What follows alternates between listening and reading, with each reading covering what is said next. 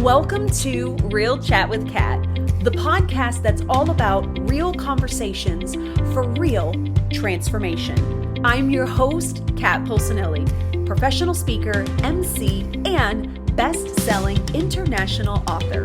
Here, we tackle the tough stuff, the mud that we all have found ourselves in. We talk about the pivots, the challenges, and the victories that shape our lives and our businesses.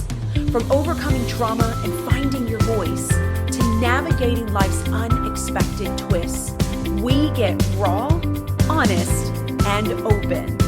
You'll hear from inspiring guests who share their stories of resilience, healing, and growth. Whether it's breaking through emotional abuse, embracing self-worth, or thriving in entrepreneurship, you'll find connection, empowerment, and the tools to keep you moving forward. So grab your favorite drink, settle in, and get ready for stories that hit home and conversations that make a difference. Let's get real together. Hello, everyone, and thank you so much for joining me today on this episode of Real Chat with Kat. I am so excited to have you here with me today. Oh, boy, do I have some news, some things to talk about. If you can't tell, I'm a little hyped up. If you're watching the video, you'll notice that I actually have a shirt that says TEDxMurfreesboro. So I don't even know where to start. I feel like I am floating on cloud nine. So if you are following my socials, and if you're not, you should be. But I have been really ramping up talking about TEDx Murfreesboro. So Murfreesboro is actually where I am located. If you're not familiar with where that at, I'm sure that everybody knows where Nashville, Tennessee is. So if you're like, oh, I know that place, that's the cowboy boots and where they do live music. You got it right. So I'm in Murfreesboro, which is about 25 to 30 minutes, kind of southeast of that area. So a really beautiful hub area that has been expanding exponentially over the last, few years, especially during COVID, which sounds crazy. But yeah, so we had the opportunity this year to do a TEDx in this space. Now, Nashville has hosted a TEDx before. It's an event that you could do once a year. You're not familiar with TEDx. First off, I need you to go Google it right now. Hop on your YouTube. You can find 10,000s and more of these TEDx talks. You'll also find TED, which actually is the main curator. TEDx is going to be the independently owned one. So they're under the TED branch. And basically, this is a space that was created to connect people, to create impact, to bring empowering, inspiring messages, to teach us things. And it is something now that happens across the globe. Yes, not just here in the United States, across the globe. And so people can apply for these licenses and can have these independently operated TEDx talks. So this is an event facilitation. It is a phenomenal event. If you've never been to one, do me a favor, Google TEDx in your area. I promise you will probably find one close. Go and attend one. It is a room full of energizing, amazing speakers and opportunities, community builders. There is a room full of people, and depending on how large that event is, there may be hundreds of people there. So we had a TEDx here in Murfreesboro this year for 2026. This is our first one in the Murfreesboro area. Now, I put out on my socials, and something I've been telling a lot of people is I actually didn't have TEDx laid out in my cards for 2026. I have had several people over the last year and a half that has asked me like, hey, have you ever thought about doing a TEDx talk? And I'm like, yeah, I have, but it's not one of those things that I'm hyper focused on. And the main reason for that was because TEDx is a big stage. And it's not that the stage scares me, but it's a simple fact that the application process can be very, very rigorous. If you look up some statistics and stuff, I think it's like 0.001% of the population even makes it to a TEDx stage. And in that is this application process that you have to send your information in to a TEDx curator who is looking to get their stage set up, whether it's the first year or a continued year. In that application process, there can be a lot of rigorous questions, a lot of do you do this? How do you do this? Are you going to inspire the crowd? Can you share with us what it is that you speak about? Can you share what you've talked about before? And from my understanding, and don't quote me on this because I could be completely wrong, but from my understanding and some of the people that I've talked with and things like that, most people that are searching to be on a TEDx stage as a speaker are putting in 99 applications before they get approved. How crazy is that? How crazy is that? And so, in the space that I was in, or thought I was in, currently in my field of work and what I was doing, TEDx was definitely something I knew I wanted to do because not only is this a space where you share a stage with other amazing individuals, where you get to share your message to the community and those that are attending live, but you have to apologize. My nose is driving me crazy. I'm glad my sinuses held off until after the speech. But once you do your talk with TEDx and the production is sent to them and they approve it, that video then is put out on their YouTube channel and it is out for the world to see. People have the ability to search for your talk, or let's say they're searching for things that you are talking on, and your talk might pop up and it could inspire and it could change lives. So I knew that this was something that I wanted to do, right? To be able to create impact on a broad scale. And what better than TEDx? And I knew that I wasn't in a space that I was ready to just be bombarded with the no's that I might get from the application process.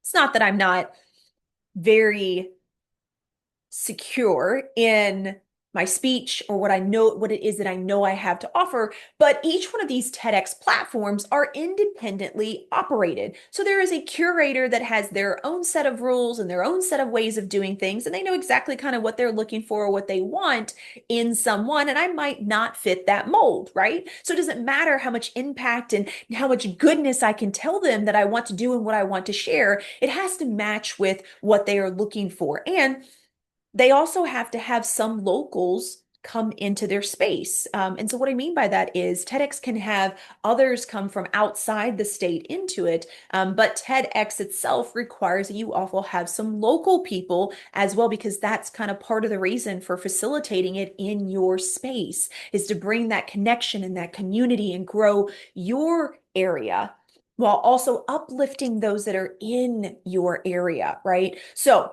it's a huge process. Like I said, the curators have a lot to do and be a part of and have to deal with themselves. And so I often found myself telling people, I would absolutely love to do a TEDx. I would love to be able to put that message out there. And I believe that it will come when it is supposed to, that my application process will not be as rigorous or it won't stress me out. I know that I'll be in a space where this is the time for my message to be heard. And I said, so when I feel like that has come along, I will by all means make sure that I put myself out there and put that application in. But until I feel like that comes to a head, we're going to let it rest because one of the things that I did not want to do, and especially over the last year and a half with all the talking that I have been doing, is stress myself out with another application that says no and put all that time and effort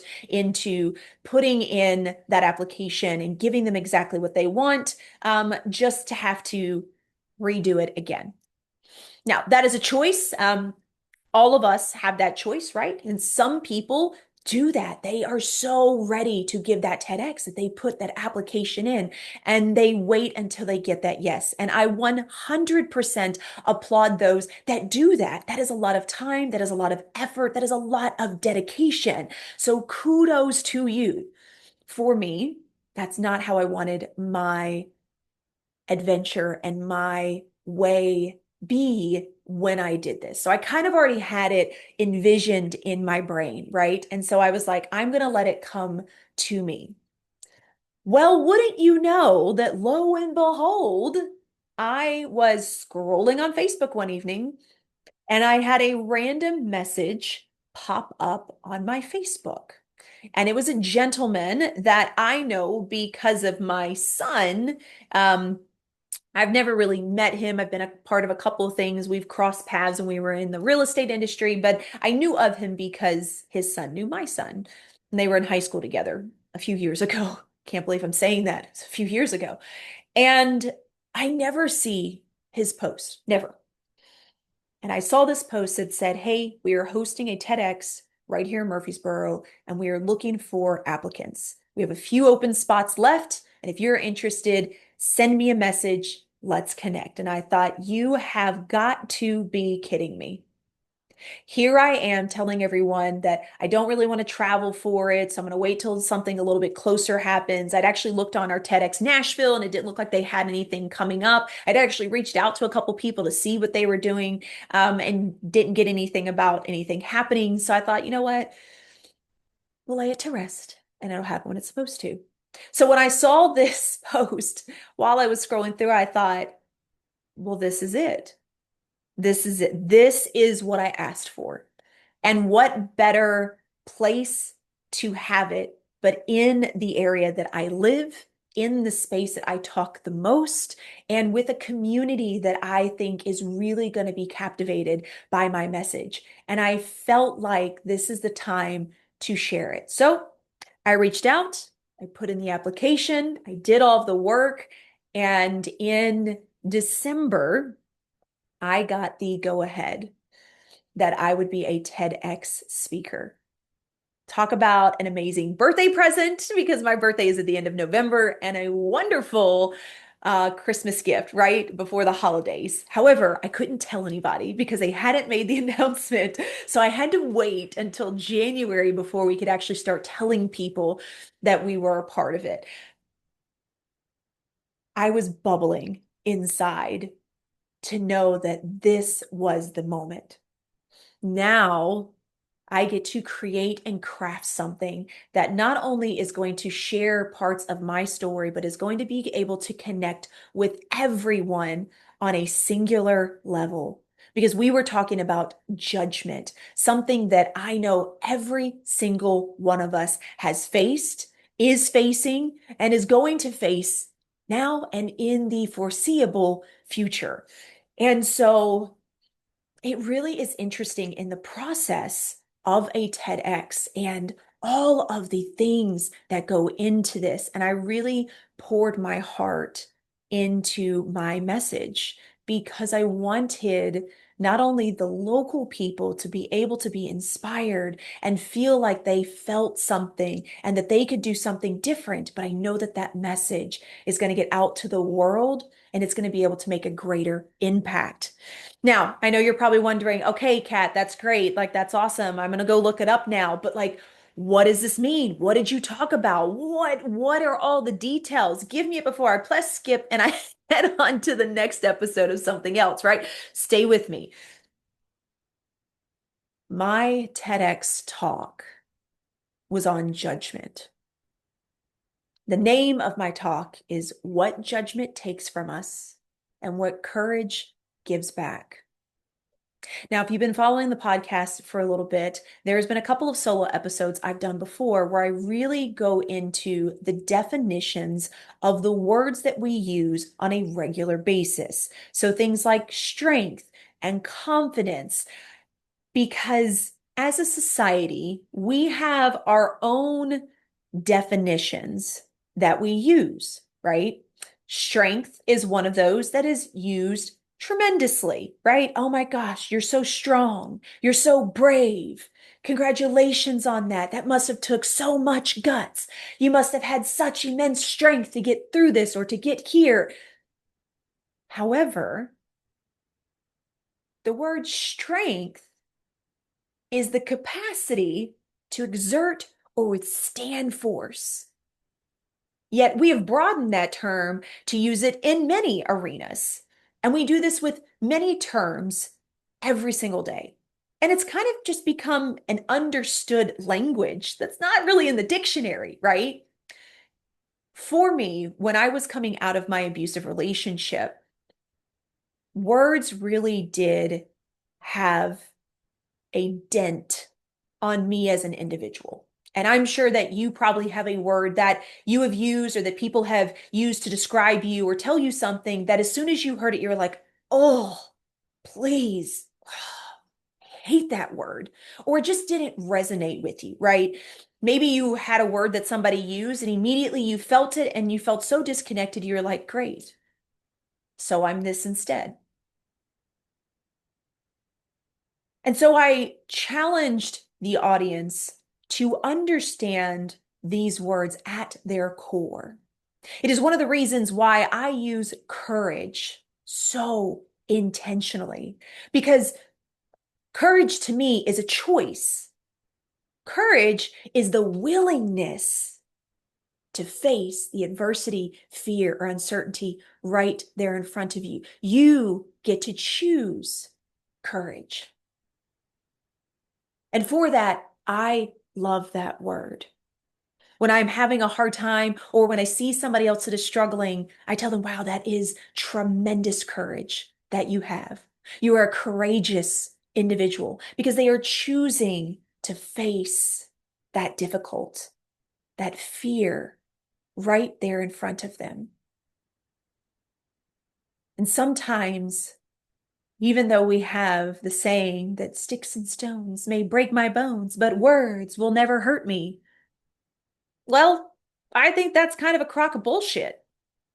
Words have a huge impact on how we speak to ourselves, how we speak to others, and how we intake the information that comes back to us. Words hold so much more than I think we give them credit for. And it's why I now really try to pay attention to the words that I use or the words that I say to others. And I also pay attention to the words that come back to me. And I really look at, do I feel like I agree with that? Do I feel like that resonates with me? Did that make me feel sick to my stomach or did I really feel energized when somebody called me that? And so one of the things that I did was I thought, you know what? Let's go back to the original definitions. Let's start defining what these words mean so that when we choose to use those words, we understand the catapult that is behind it. We understand the energy and the force, and we just might also see how it might impact the person or people in front of us when we choose to use those words. And so judgment is one that I wish that we talked about more. We talk about resiliency, we talk about boundaries, we talk about having our own standards. But judgment is something that at our core, we can all relate to. Let me give you the opening lines to my TEDx and see what comes from it. Several years ago, I was standing in my kitchen when my world was flipped. I was arguing with my son. He was about 14 at the time. And we were both yelling, voices raised, emotions high. And then I did something that made me shiver. I stepped closer to him. We were now eye to eye. I hadn't realized he had grown tall enough to be my height. I I stepped closer to him, but not as his mother, as if I was preparing to fight, as if I was defending myself from a stranger. And that's when I saw it. The look of fear and anger in his eyes. This is my son. I realized in that moment I was becoming the very person that I hated, the man that I had tried to protect my children from for years. I was becoming. The cycle I thought I had broken, I was recreating right there in my kitchen. How could I expect my boys to be any different if I wasn't willing to change myself? I was literally showing them how to act. Now, the question for you to ponder on is, were you just judging me?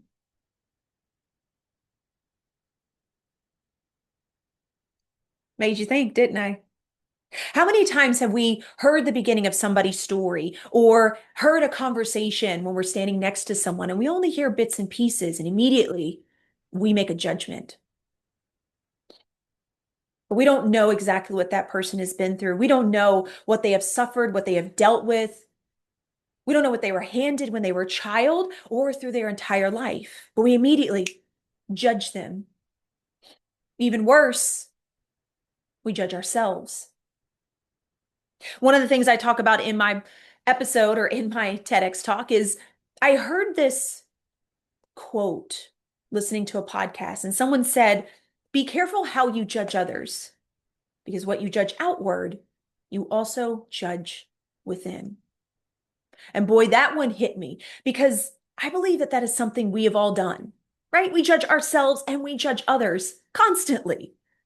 And you may not be as bad at it now as you were back then, which is great. But we allow our brains to create our stories. Here's what I mean. Our brains hate gaps. So when it doesn't have all the information, it'll fill in the blanks. It needs that complete picture. So it makes one up. And when it does that, that made up story is filled with our fears and our judgments. Think about that one for a second. What you judge outward, you also judge within, whether you realize it or not. But here's the great news. We have the ability to change that. We can shift those thoughts. You can choose to say something kind right after.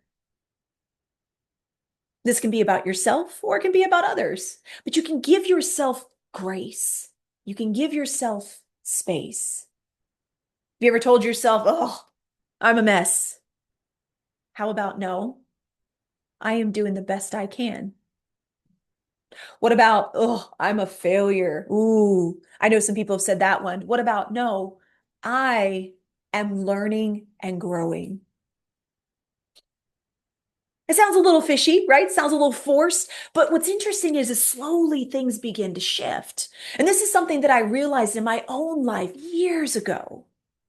And when I did, I recognized this pattern, this framework. And I talk about this during my TEDx. 3 simple words I call the 3 C's: courage, curiosity, connection. These words became my compass for overcoming the judgments of myself, not just toward myself, but also within the outside world. Now, like I talked about earlier, I am really big on defining these terms, right? Oh, so you best believe I talk about that during my TED Talk. Because the reason I use these words are also because of the meanings that they have behind them. Remember, I talked about courage, which is the willingness to face the adversity, fear, or uncertainty. Well, curiosity to me is the next step. Because once you become courageous enough to face that adversity or that fear or change something in your life, curiosity becomes that next step. Because curiosity is the desire to want to know or understand something. Now, this can actually take you out of a space of judgment and into a space of truly listening because you're deciding in that moment to put the other thing first. Think about it in conversations. How many times have you talked to someone, but instead of you actually listening to what they're saying, you're already making assumptions, you're planning your response, you are filling in those blanks. Uh-huh. I know you're nodding your head. I still do it too, and I have to catch myself. So, what I do is I ask a lot of questions. Just ask my boys or my husband. It's a lot. But I do it to make sure that I am getting the full story. I ask the questions instead of making the assumptions because I want to understand. And when you do that, you actually retrain your brain so that it stops making the assumptions first. It starts prompting the questions because it's wanting to know the answers. It's like, yes, give it to me. Let me fill in the blanks. Let me get that whole picture, right? Because that's what the brain is looking for. Curiosity is amazing when you can use it in this regard. I used it when I was talking to my kids. I started using it when my husband and I would speak about certain things because I wanted to make sure that I wasn't allowing those old assumptions, those old beliefs to come forward and crash into the new ones. But you got to ask the questions instead of making the assumptions. Now, what's really cool about that is once you start using courage and then you take that curiosity into it, those two bridge together is what forms connections. Connections is the link between people, things, or ideas. It becomes a shared bond, and it really is a true means of communication. Here's the cool part. Connection comes from a neutral space. It sees nothing as inherently good or bad. It's just here to listen and understand. But it also makes space for the lived story. So when you have all three of those things working together, that is how we communicate gift different. That is how we let go of judgments, not just within the outside world, but also within yourself. And here's the cool thing. When you begin not to judge as much outward, you'll notice that those judgments start to go away with yourself as well. It becomes a two-way street. It's really cool. What you're really doing is you are taking the neurons within your brain. It's called neuroplasticity. And you are breaking the old patterns apart and you are feeding that neuron to the new one. Once you make that connection, the brain becomes rewired. Yes, you have the ability to rewire your thoughts, to rewire your habits, to rewire how you perceive yourself and the world. How freaking cool is that? Three simple words: courage, curiosity, connection. This is how we bridge the gaps and open the space for different perspectives. This world is not meant to have us agree with everything. We are here to choose to truly see each other. This world is meant to be different. It's meant to have innovation and disagreements, to see and hear different perspectives. That is how we grow. We don't grow by being the same. Nothing comes out of being the same. It's just the same repeated cycle over and over and over again. But when you can shift your own thoughts, your own judgments, and you can learn to open yourself up, you allow new beginnings, you allow new identities, and you allow growth. within yourself. And that becomes a ripple effect across the world.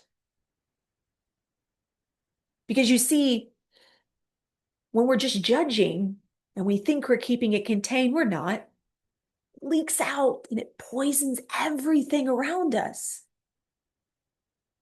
It's the same thing when you decide to shift those thoughts, to say something kind right after, to lead with that curiosity and courage and choose to do something different. That begins to ripple out to those around you as well. I know this because I've seen it.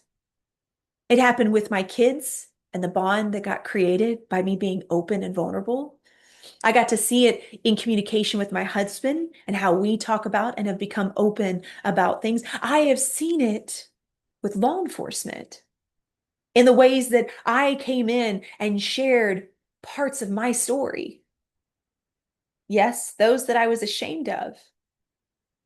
And I got to watch them lean in without judgment because they wanted to understand, not just respond. And that's what we as individuals have to get to. The want to know and understand, not just respond. This is how we allow the judgments to break down. But it does take hard work. It does take consistency. It does take you choosing to want to do something different. Now, just to be clear, consistency does not mean every single day, day in and day out. And if I didn't do it, I'm a failure. No, absolutely not. Consistency means that you continue to show up. Maybe you start with something small like I did. For me, it was in the car because I had a lot of road rage. And so every time that something happened, somebody cut me off, got too close to me, didn't stop at a red light, stopped at a red light, stopped at a yellow light, whatever that might look like that frustrated me. And I would find myself saying, oh, so stupid. Oh my God, what are they doing? I would immediately catch myself and I'd say, oh, you know what? I don't know what's going on in their personal life. I hope they have a better day. Now, it does feel forced at first, almost like you're performing for yourself, but I promise it works. I still use this to this day. I have used those 3 C's to help overcome the judgments that have kept me stuck for years. But it begins with you. You have to choose to do something different. And again, there will be times that you will fall off the horse. There will be times that you completely forgot to use the tools in your toolkit. Do me a favor. In that moment, be kind to yourself because you're human. You're meant to screw up. You're not perfect. You are you. And that's the beauty of being human. The bigger thing is when you fall off the horse or say something rude and you're like, dang it, I forgot to correct myself. Well, I mean, you can do it right then and there when you notice it. And if you don't and you come home later and you're like, man, I could have done better. Great. Congratulations. You recognized what you need to work on. That is where it starts. And you can start that over and over and over again. And guess what? It doesn't make you a failure because you are continuing to try. You are continuing to push forward. You are using that choice to face that difficult right there in front of you. I truly believe that we only become failures when we decide to completely quit and give up. Now, don't get me wrong. There are some things we need to quit, and there are some things we need to give up. That doesn't make you a failure in that instance, right? I'm talking about the moments when you're really hard on yourself. Here's an example. You decide that you're going to start going to the gym. I got this. I'm going to go 4 days a week and I'm going to get to it. I'm going to eat better, so on and so forth. Week 1, you do great. Week 2, you do great. Week 3, something happens. Family matters, personal matters, feel like crap, whatever it may be. You make it to the gym 2 times a week. Now you have a choice. In that moment, you can choose to tell yourself how stupid, how horrible you are. You're not consistent. You don't know how to do things. You're a complete failure. Or you can choose to say, damn, I miss those other days. It's okay. I still made 2. I'm proud of myself for at least committing to that. Life happens. But guess what? Next week, I'm going to do better. Get back on my 4 days again. That is consistency. That is the choice. That is you choosing to continue to press forward. That is what life is about. It's not about being perfect. And honestly, if we look at the definition of perfection in a societal term, we use perfect for everything. You ever seen a waterfall and been like, oh my gosh, it is perfect? Or seen mountains and you're like, oh my God, look how beautiful and perfectly aligned they are across this scene. But guess what? They're not perfect triangles. There's some bigger and some smaller and some that look more like a hump than an actual triangle. And, some might have some cracks in it. But do you see how your definition of perfect for that is more about the beauty of it? That's what I challenge you to use the word perfect for when you speak about yourself or others. Find the beauty in the imperfections. Because again, we're human. That's what we do. And to be honest, who would want to be perfect? It would just be the same thing over and over and over again. You wouldn't learn anything. You would just be where you're at. You don't learn in comfortability. We grow in the things that scare us, that challenge us. Our lessons come from our failures, our screw ups, the mistakes. Do you think the plane was built the first time? They're like, yep, this is it. We're good. Good to go. It is perfect. Abso-freaking-lutely not. But guess what? Every time that they failed, every time that they screwed up, it taught them what to do and what not to do, which is why we fly in the skies today.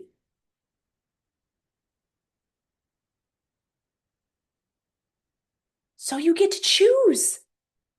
You get to choose every single day on how you think, on how you're going to act, on how you're going to treat others, and how you're going to treat yourself. Don't let judgment ruin those choices. Choose to do something different. 3 C's: courage, curiosity, connection. Let these words be your guidance on your journey of life. Because we don't always have strength. I know I didn't.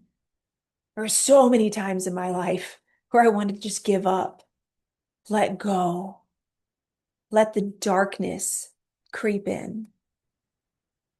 But in those moments, you still have a choice. whatever it is that you choose, that leads you down the road of life. So pay attention to those choices. And don't get me wrong, I have bad days, I have bad moments, I have times where I judge the hell out of myself. And I'm like, all right, this is it. We're done for today. I'm going to take everything off my plate. I'm going to go to bed early. I'm going to start over tomorrow. That is normal. Please understand that. Just because it sounds like I have it all together doesn't mean that my world is a perfect, beautiful butterfly sanctuary. I still cry in moments of harshness to myself. I still feel like I'm not doing enough on occasion.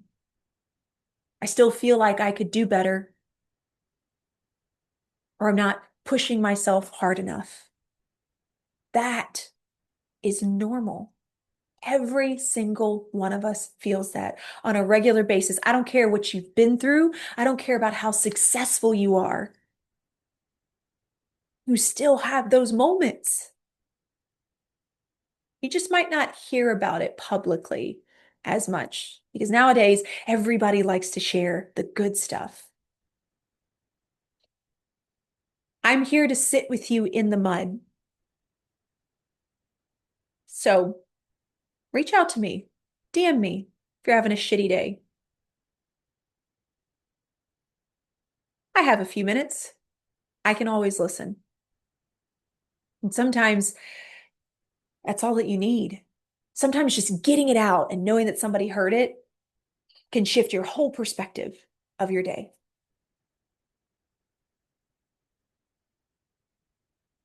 But choose how you're going to handle your life. Choose how you're going to take that next step. Learn to let go of that judgment. Like I said, you will hear it, you will feel it. That's totally okay. When that happens, become aware of it. Choose to correct it. Say something kind right after. That's all you need. That is you making the choice to continue to push forward. And I congratulate you on that. I don't care if it's as small as I decided to get up today and make my bed, even though I am feeling depressed. Congratulations. I'm proud of you.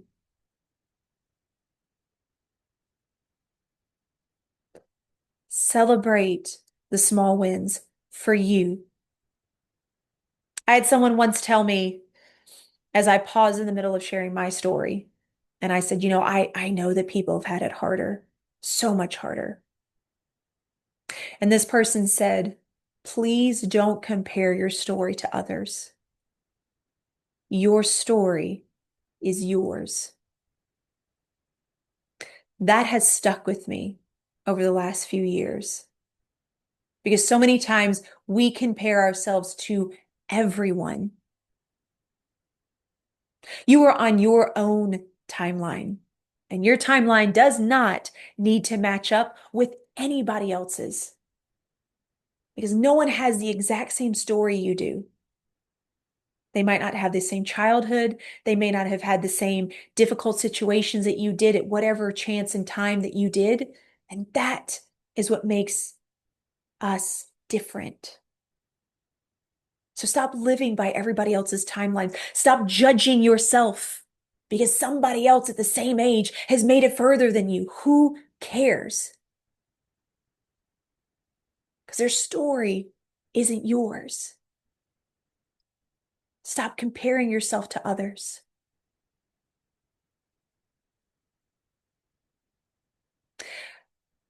I challenge you as you are listening here today to use my 3 C's: courage, curiosity, connection. Use these 3 C's in a conversation this week. Just one. Just choose one. Use that courage to step into that conversation. Get curious instead of making assumptions, and watch what kind of connection gets created. You might be surprised. 2, become aware of your judgments, not just toward the outside world, but also to yourself. And in that moment, become aware of it. Choose to correct it. Say something kind right after. I know it will feel forced at first, but I promise it works.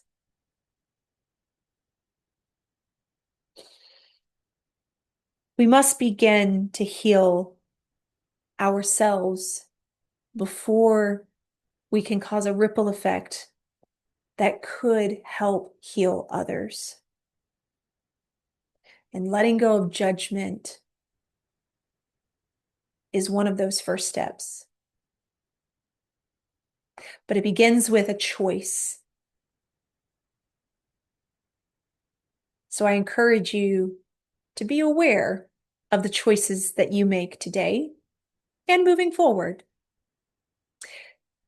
Because when we choose to face the difficult, to step into the unknown, we are choosing to stand and lean into the courage that lies within us all. You have that courage. You have always had it. Now, you just have to choose to use it. So think on that. What will you choose to do differently? Where can you choose to be courageous? How can you lean into the 3 C's to make an impact on your life and those around you? Use courage, choose curiosity, and watch the connection that gets made. Thank you so much for joining me today on this episode of Real Chat with Kat. If you are loving this and you're interested in watching my TEDx talk, I would so appreciate if you would take a listen. We will be dropping the YouTube link as soon as it goes live, so be sure to check the show notes, or you can hop over to the YouTube channel. We will also make sure it is there as well. It's only about 15 minutes, and I would love for you to not only listen to it, but comment on it. Tell me your takeaways. Share with me the things that you have been through. What have you judged yourself on?